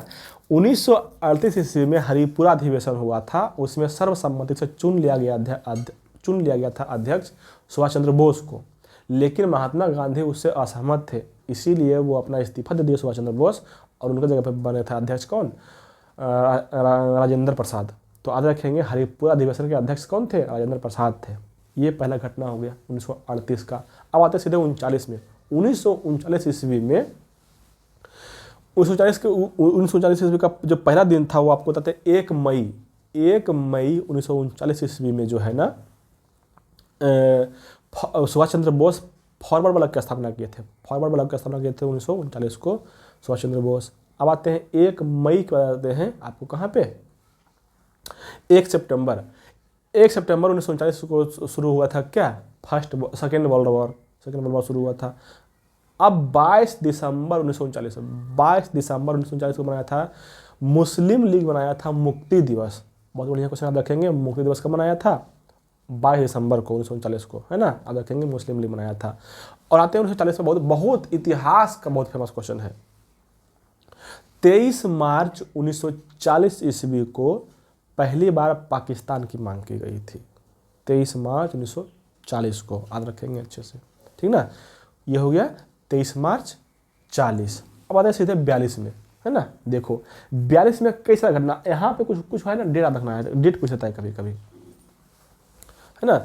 अब देखो एक है आपको 14 जुलाई 1942 ईस्वी को, 14 जुलाई 1942 ईस्वी को भारत के राष्ट्रीय कार्यकारिणी समिति के बैठक हुआ था वर्धा में, है ना। और इसी समिति के बैठक में जो हुआ था ना, इसमें पारित किया गया था भारत छोड़ो प्रस्ताव। भारत छोड़ो प्रस्ताव को पारित किया गया था, है ना। भारत छोड़ो प्रस्ताव को रखा गया था, ठीक ना। और इसके अध्यक्ष जो थे वो थे APJ कलाम साहब, है ना, जो भारत के पहले शिक्षा मंत्री थे, APJ अब्दुल कलाम तो अध्यक्ष। तो सब आता था ना यहाँ से 14 जुलाई 1942 को वर्धा में अध्यक्ष हुआ, कार्यकारिणी समिति, कांग्रेस कार्यकारिणी समिति की बैठक हुआ था, उसके अध्यक्ष थे कलाम साहब, है ना। और इसमें भारत छोड़ो आंदोलन प्रस्ताव को पेश किया गया था। पहला बात हो गया। दूसरा बात, अब आते हैं अगस्त, जुलाई हो गया। अब आते हैं थोड़ा सा अगस्त में। 1 अगस्त 1942 को 1 अगस्त 1942 ईस्वी को कांग्रेस के लोग और पूरा देश मनाया था तिलक दिवस। याद रखेंगे, 1 अगस्त 1942 को मनाया था क्या, तिलक दिवस। 7 अगस्त 1942 ईस्वी को जो ये था ना भारत छोड़ो प्रस्ताव, वो पारित हो गया था 7 अगस्त को, है ना। नहीं, एक सेकेंड। 7 अगस्त 1942 ईस्वी को ग्वालियर टैंक में, 7 अगस्त 1942 ईस्वी को ग्वालियर टैंक में एक बार फिर से बैठक हुआ था, है ना। एक बार फिर से बैठक, वार्षिक बैठक हुआ था। इसके भी अध्यक्ष वही थे कलाम साहब, ठीक ना। और 8 अगस्त 1942 ईस्वी को 8 अगस्त 1942 ईस्वी को भारत छोड़ो आंदोलन पारित हो गया कि करना है अब, है ना, आंदोलन, है ना। शांतिपूर्ण तरीके से बात हुआ, शांतिपूर्ण तरीके से करना है। अब 8 अगस्त के जस्ट बाद 9 अगस्त से शुरू करना था, और 9 अगस्त के सुबह अंधेरे में क्या किया, ब्रिटिश सेना जो है चला दिया एक ऑपरेशन, जिसको बोलते हैं operation zero hour. Operation zero hour चला के जितना भी भारत के बड़ा बड़ा नेता थे, शीर्ष नेता थे, सबको अरेस्ट कर लिया, भोरे ही, है ना। तो आंदोलन सही से हो नहीं पाया, क्योंकि बहुत बड़ा बड़ा नेता को अरेस्ट कर लिया था। उसी में साथ रखिएगा, महात्मा गांधी और सरोजिनी नायडू, इस दोनों को अरेस्ट करके बंद कर दिया गया था आगा खां पैलेस में। आप देखेंगे पूछता है कहाँ बंद कर दिया गया था, है ना। तो दोनों, अच्छा, इसमें जब ये बंद थे ना, जेल में बंद कर दिया गया था, तो कुछ दिन के बाद यहीं पे 21 दिन के अनशन की घोषणा किए थे। और इसी दौरान जब बंद थे जेल में, तभी उनकी पत्नी और उनके निजी सचिव, मतलब महात्मा गांधी के पत्नी और उनके निजी सचिव का देहांत हो गया था। पत्नी कस्तूरबा गांधी और उनके निजी सचिव थे महादेव देसाई, दोनों मर गए थे। अब रखेंगे यहाँ से ये सब क्वेश्चन। अच्छा, इसके अलावा अगर बात करते हैं, थोड़ा सा बढ़ाते हैं इसके, तो ऐसा कहा जाता है कि 1942 के अंत होते होते लगभग 60,000 लोगों को बंद कर दिया गया जेल में। समझ लीजिए, 60,000 लोगों को बंद कर दिया गया था, है ना। और उसमें से कुछ लोग जो है मारा भी गया। जो मारा गया था उसका बहुत नाम फेमस जिसका है, जब बोलते हैं 3 नाम रखना है, 3 को याद रखना है यहाँ से, है ना। एक तो हो गया आपका असम के, एक थी ये असम के थे कनक लता बरुआ, उनको मतलब गोली मार दिया गया था। कनक लता बरुआ का 13 वर्ष के अवस्था में। एक थे 73 वर्ष के अवस्था में, जिसको बोलते हैं मातंगिनी हजारा, ये बंगाल के थी, उसको मार दिया गया था। और पटना में जो विद्यार्थी था, नवयुवक विद्यार्थी था, उसके 7 विद्यार्थियों को मार दिया गया था, है ना। तो ये सब आपको याद रखना है यहाँ से। अगर सवाल पूछेगा यहाँ से कि इस समय तक देखो, जब इतना भयंकर आंदोलन हुआ ना, तो कुछ लोग अपने आप को स्वतंत्र घोषित कर लिया था। जैसे यूपी का एक बलिया क्षेत्र है, बलिया क्षेत्र था, वहाँ से चित्तू पांडे बोला था हम सरकार बना लिए हैं, सरकार बना लिया हुआ, अपने समानता सरकार चला रहा था। याद रखेंगे, ये चित्तू सिंह पांडे बलिया से सरकार चला रहा था उसके समय पैरेलल। बंगाल का कुछ क्षेत्र अलग हो गया था, कर्नाटक का कुछ क्षेत्र अलग हो गया था, है ना। तो ये अच्छा, इसमें देखना है 1942 के अधिवेशन में जो है ना, शामिल कौन कौन था। इसमें शामिल था युवा वर्ग, कौन युवा वर्ग था, है ना, विद्यार्थी था और मजदूर वर्ग शामिल था इसमें, इस आंदोलन में, याद रखेंगे। और इसी आंदोलन में जो सबसे फेमस नारा दिया गया है पूरे स्वतंत्रता संग्राम का, तो दिया गया था नारा, क्या नारा दिया गया था, क्या, करो या मरो, डू और डाई। ये हो गया कौन, हाँ। अच्छा, एक ऑप्शन दिया लॉर्ड कर्जन का, जल्दी कर लेते हैं। लॉर्ड कर्जन के बारे में आपको क्या बताना है, बहुत सारी बातें इसमें करना है। लॉर्ड कर्जन जो है रहा था कब से कब तक, 1899 से लेकर के 1905 तक रहा था ये कार्यकाल। इसके कार्यकाल में जो है ना, बहुत सारा आयोग का स्थापना हुआ था, आयोग बनाया था। जैसे सिंचाई आयोग हो गया, पुलिस आयोग हो गया, विश्वविद्यालय आयोग हो गया, है ना, अकाल आयोग हो गया। इस बात रखना है। सबसे देखिए, सबके बारे में बताते हैं। जो अकाल आयोग था उसका अध्यक्ष था मैकडोनाल्ड। सिंचाई आयोग था, उसका अध्यक्ष था मॉनक्रेफ। जो पुलिस विभाग था, पुलिस आयोग था, उसका अध्यक्ष था एंड्रयू फ्रेजर, है ना।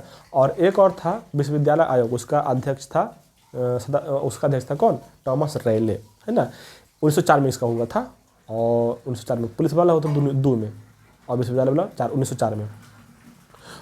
1904 में ही पुरातत्व विभाग का स्थापना किया गया था, कजन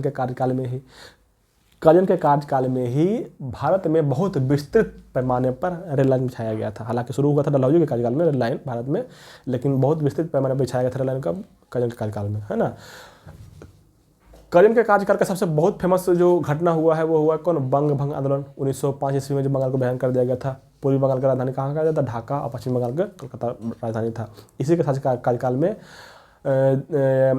मुस्लिम को लड़ाने के लिए, मुस्लिम हिंदू को लड़ाने के लिए चलाया गया था योजना, है ना। तो ये सब बातें याद रखना है आपको यहाँ से। इसी के कार्यकाल में जो है ना, कलकत्ता में महारानी विक्टोरिया का पैलेस बना था, कलकत्ता में महारानी विक्टोरिया का पैलेस बना था इसी का कार्य। चलिए बहुत हो गया इसके बारे में बातें हैं अगला क्वेश्चन में।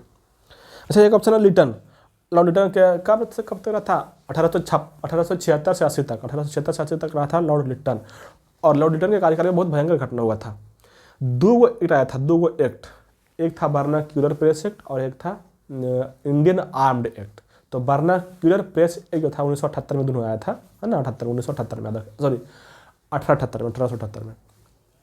तो वर्नाक्यूलर प्रेस एक्ट जो था ये इसलिए लाया गया था ना कि जो अखबार हिंदी वाला खास करके मतलब कि अलगाववादी के खिलाफ या क्रांतिकारी विचारधारा का तरह का टाइप का लेख लिखता है, तो उसको जब उस पर छापा मार उसको बैन कर दिया जाएगा, है ना। तो इस पर लाया गया था किसके लिए, ये लाया गया था सोम प्रकाश के लिए, सॉरी लाया गया था अमृत बाजार पत्रिका के लिए, है ना, जिसके संपादक थे शिशिर घोष और मोतीलाल घोष, है ना। शिशिर घोष और मोतीलाल घोष इसके संपादक थे। लेकिन इसको पता चल गया पहले ही कि मेरे ऊपर अटैक होने वाला है, अथी छापा मारने वाला है, तो क्या किया, रात रात अथी कर लिया, हिंदी था, कर लिया रात रात अंग्रेजी, तो अंग्रेजी में तो छापा मारेगा नहीं, तो इसे बच गया ये। लेकिन इसी के अथी में झोंक में पड़ गया सोम प्रकाश पत्रिका, जिसके संस्थापक थे कौन, ईश्वरचंद्र विद्यासागर, और उस पर पड़ गया तो मतलब बंद हो गया, है ना। और इसी वर्नाक्यूलर प्रेस का संस्था सपोर्ट किया था पायनियर अखबार जो अंग्रेजी का था वो, है ना। तो इस बात यहाँ बहुत बड़ा क्वेश्चन पूछता है। और इंडियन आर्म्ड एक्ट जो था उसके तहत था कि इंडिया में बिना कोई लाइसेंस का कोई बंदूक नहीं रखेगा। इसी का लिटन के कार्यकाल में 1877 ईस्वी में बहुत भयंकर लगा था दिल्ली दरबार, है ना, जिसमें महारानी विक्टोरिया आई थी। महारानी विक्टोरिया को दिया गया था क्या, केसर ए हिंद के उपाधि दिया गया था इसी में। और इसी समय भारत में बहुत भयंकर अकाल पड़ रहा था, तो अकाल आयोग की भी स्थापना हुआ था रिचर्ड स्टेची की अध्यक्षता में। इस बात का ध्यान रखना है ना। यही रिटर्न जो है ना कर दिया था क्या, लोक सेवा आयोग के जो एग्जाम होता था लंदन में ही रहने दिया, और इसका कर दिया उम्र घटा दिया, 21 वर्ष कर दिया गया था 19 वर्ष, है ना। तो ये सब याद रखेंगे। और इसके जस्ट बताया था कौन, लिटन के बाद रिपन आया था, 80 से 84 रहा था ये, है ना। इसके कार्यकाल में जो पहली बार किया गया था, ये किया गया था जनगणना को जो है नियमित किया गया था 1881 ईस्वी में। उसी समय आया था कारखाना अधिनियम आया था। 82 ईस्वी में पहली बार वर्नाक्यूलर प्रेस जो आया था उसको बंद कर दिया गया। और 83 में आया था रिपन के कार्यकाल में इल्बर्ट बिल, जिसको श्वेत पत्र भी बोलते हैं, है ना।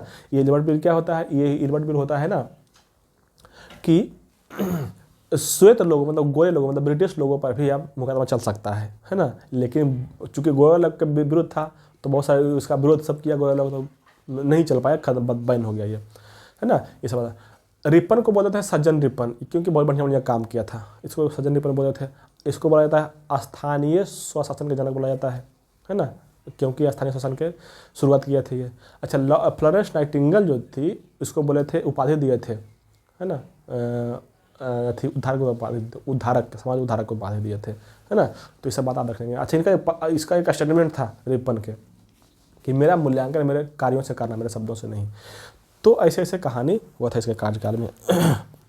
चलिए आगे बढ़ाते हैं, 1 घंटा हो गया है और 50 तक करना है, अभी हुआ है 45 को, 5 क्वेश्चन और करेंगे जल्दी जल्दी।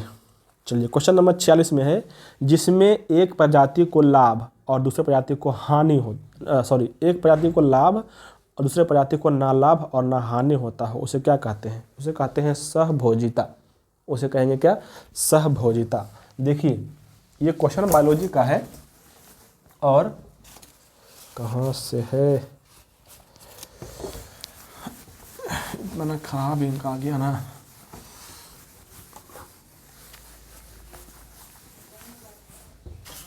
देखिए,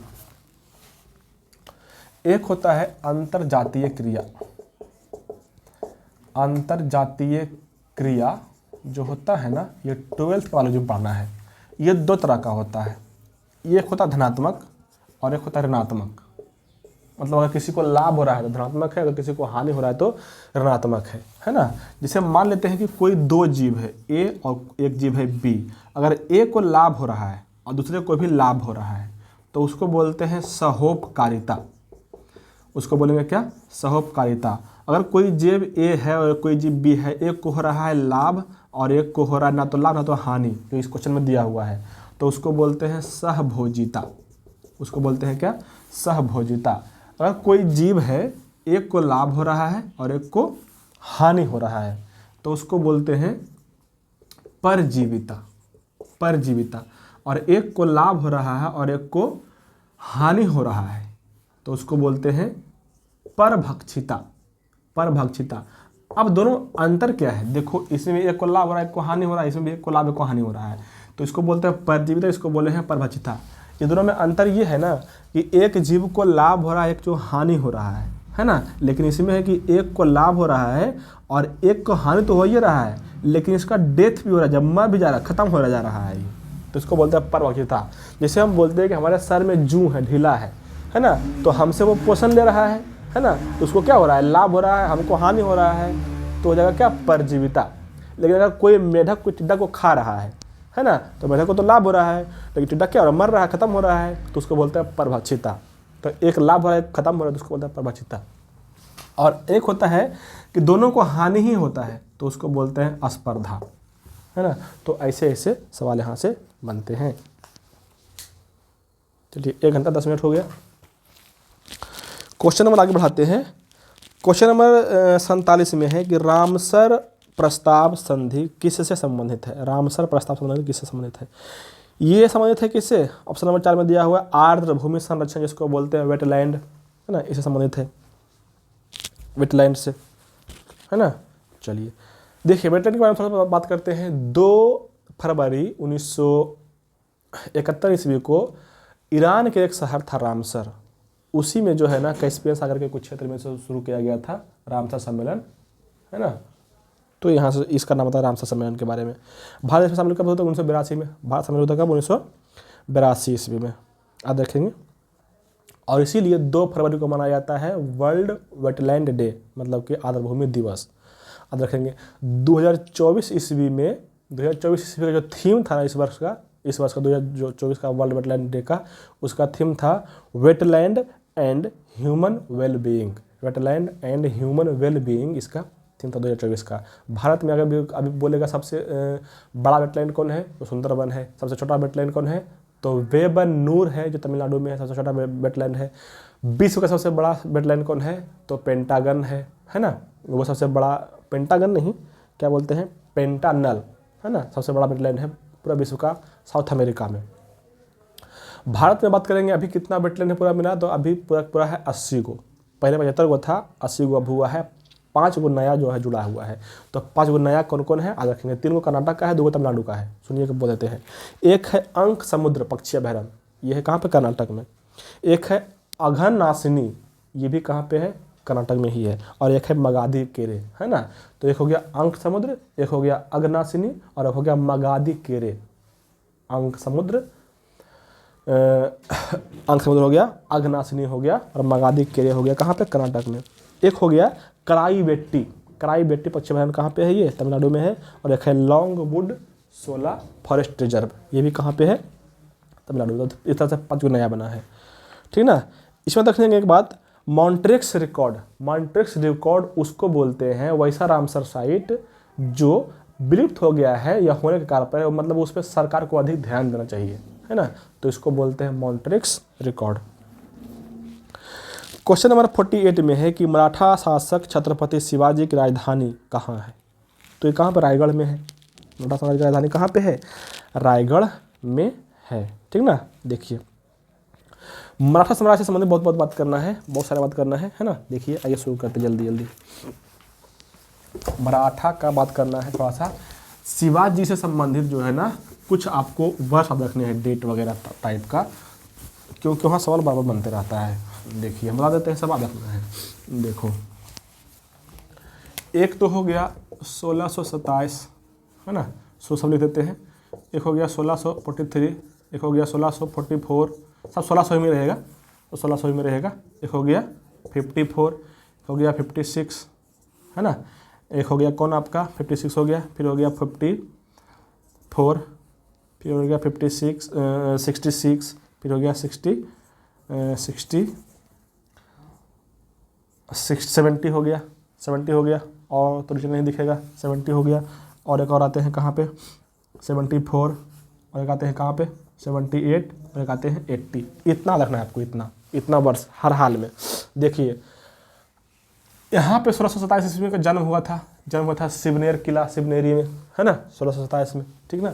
1643 से 44 में जो है ना, 43 में सिंहलगढ़ किला को जीत लिया था, और 44 में तोरण किला को जीत लिया, तोरण किला को। 43 में सिंहलगढ़ किला को, 44 में तोरण किला को जीत लिया था। 54 में जो है ये रायगढ़ था 54 में, रायगढ़ को जीत लिया था 54 में, सॉरी 54 में पुरंदर है ना, 54 में जीत लिया था किसको, पुरंदर किला को। और 56 में जीत लिया था रायगढ़ किला को। तो ये चारों किला को जीता है लगातार ये, है ना। 64 में जो है ना ये सूरत को लूट लिया था, सूरत में खजाना था ना मुगल काल का, वहाँ पे उसको लूट लिया था। और 66 में जो है ना मिर्जा राजा का बेटा था कौन, राम सिंह, वो काम करता था किसके यहाँ, औरंगजेब के दरबार में। औरंगजेब से मिलने के बहाने ये औरंगजेब को बोला, शिवाजी को बोला कि चलो तुमको हम औरंगजेब से संधि करवा देंगे, मिलवा देंगे, है ना। कौन, ये राम सिंह। और उसी के बहाने ले गया था इसको पकड़ के शिवाजी को। लेकिन क्या किया ना वहाँ पे, और शिवाजी को खड़ा कर दिया 5000 के मनसब में, 5000 के मनसब में खड़ा कर दिया। उनको बेचारा बुरा लग गया, हमको 5000 के मनसब में खड़ा कर दिया, लाइन में खड़ा कर दिया मिलने के लिए। तो क्या किया, वहाँ से जाने लगे तो क्या किया, वो सैनिक को ऑर्डर दे दिया कि पकड़ो इसको, तो पकड़ के बंद कैद करवा दिया। कब, 1666 में। एक घंटा तो कैद करवा दिया कहाँ पे, ये करवा दिया जयपुर भवन आगरा में, अब रखेंगे, है ना। 1666 ईस्वी में भाग भी गया था यहाँ से, है ना, भाग गया था। फरजंद नाम के एक आदमी था, उनका सक्कर से मिला था, उसका बर्थडे था, उसके बर्थडे पर अथी में भाग गया वो, ठीक ना। 70 में सूरत को फिर से लूटा था, तो सूरत को लूटा था 2 बार, एक बार 64 में, एक बार 70 में। 74 में जो है ये बैठा था राजगद्दी पर, गद्दी पर बैठा था कब, 70 में, है ना। कहाँ पे, वहीं रायगढ़ में जहाँ पर राजधानी था। और कहाँ पे, काशी का एक पंडित था, पंडित नारायण गंगा भट्ट करके, उसी से अपना ये दीक्षा लिया था, बैठा था ये, है ना। 78 में ये अंतिम बार आक्रमण किया था जिंजीवार के किला पर आक्रमण किया था, है ना।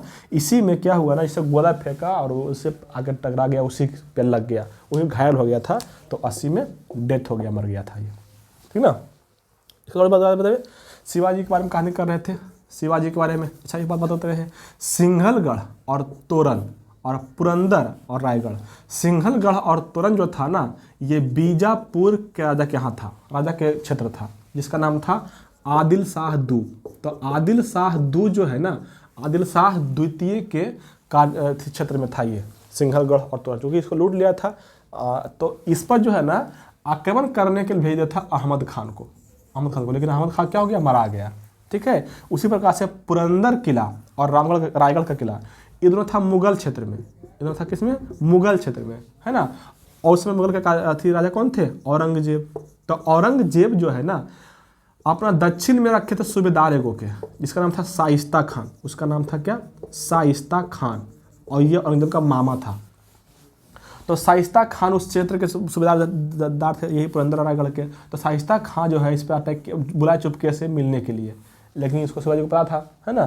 तो शाइस्ता खान के भी मार दिए थे, बघनखा हथियार से मार दिया था, बघनखा हथियार से इसका शाइस्ता खान की हत्या कर दिया था। तो दोनों रखेंगे इस बात को यहाँ से, ठीक ना। बात करते हैं अगर बारे में, शिवाजी के बारे में। तो शिवाजी का आप जानते हैं इतिहास, शिवाजी के पहलू का जीवनी के बारे में थोड़ा सा जान लेते हैं। देखो मेवाड़ में एक शासक था जिसको बोलते हैं सिसोदिया वंश। मेवाड़ में शासक था सिसोदिया वंश। इसके शासक थे सुजान सिंह, सुजान सिंह, है ना। सुजान सिंह का बेटा हुआ मालोजी सिंधिया, मालोजी सिंधिया, है ना, मालोजी सिंधिया। और मालोजी सिंधिया का बेटा हुआ, मालोजी सिंधिया का बेटा हुआ शाहजी भोसले, शाहजी भोसले। और शाहजी भोसले का बेटा हुआ शिवाजी भोसले, शिवाजी। तो ये सिसोदिया वंश के अति थे, ठीक ना। चलिए आगे बढ़ते हैं। 49 हो गया, 48 हो गया ना, बहुत लंबा हो गया सेशन। सौर 49 में है कि सौर सेल बनाने में प्रयुक्त किया जाने वाला तत्व कौन है। ये तो सिलिकॉन होता है ना। टेफ्लॉन जो होता है उसमें क्या बनता है, टेफ्लॉन से नॉन स्टिक बर्तन बनता है ना। टाइटेनियम में ऑप्शन दिया हुआ है, इससे जहाज वगैरह बनता है ना, क्योंकि हल्का होता है ये टाइटेनियम। 22 में होता है, पता होगा, स्कैंडियम, टाइटेनियम, हाइड्रोनियम बस होता है परमाणु संख्या। गोल्ड को ऑरम बोलते हैं, AU 79 में होता है ये। एक क्वेश्चन है 50 नंबर में कि किस विधि में नाइट्रोजन या कार्बन डाइऑक्साइड का उपयोग किया जाता है। देखिए, नाइट्रोजन या कार्बन डाइऑक्साइड का प्रयोग किया जाता है प्रशीतक के रूप में, मतलब ठंडा करने के रूप में, है ना। तो ये क्या, स्प्रे फ्रीजिंग, स्प्रे में कोई स्प्रे है उसको ठंडा करने के लिए किया जाता है नाइट्रोजन या कार्बन डाइऑक्साइड का प्रयोग, है ना। कभी सुने होंगे आप, कभी क्या हमारे सुने होंगे, जो गाय भैंस के जो गर्भधारण करने के लिए देता है, वो आता है जो रखा रहता है इस तरह लंबा तरह बैग रखा रहता है, बैग नहीं बक्सा रखा रहता है इस तरह से, है ना। वो क्या आता है, नाइट्रोजन ही तो रहता है, वो द्रव नाइट्रोजन रहता है, वो तो ठंडा रहता है, वो लगभग -180 डिग्री के आसपास। तो उसको शीतल करने के लिए किया जाता है। एक ऑप्शन दिया होगा ब्लास्ट फ्रीजिंग। ब्लास्ट फ्रीजिंग मतलब होता है कि कोई जैसे सब्जी हो गया, कोई जो हो गया, जो उसको तुरंत ठंडा करके बंद कर देना है, तो उसको बोलते हैं स्प्रे फ्रीजिंग। तो एक होता है प्लेट फ्रीजिंग। प्लेट फ्रीजिंग का मतलब होता है किसी पैकेज चीज़ है उसको बंद करना ठंडा करके, जैसे दूध लाते होंगे आप, दही लाते होंगे, आइसक्रीम लाते होंगे, तो क्या होता है पैकेट में बंद कर देता है ठंडा करके, उसको बोलते हैं प्लेट फ्रीजिंग। और एक होता है इमर्सन फ्रीजिंग। बादल जो है ना उसको बर्फ़ में बदलने की प्रक्रिया को बोलते हैं इमर्सन फ्रीजिंग। चलिए 50 तक ही रहने देते हैं, बहुत लंबा सेशन हो गया ये, बाकी करेंगे अगले पार्ट में। Thank you.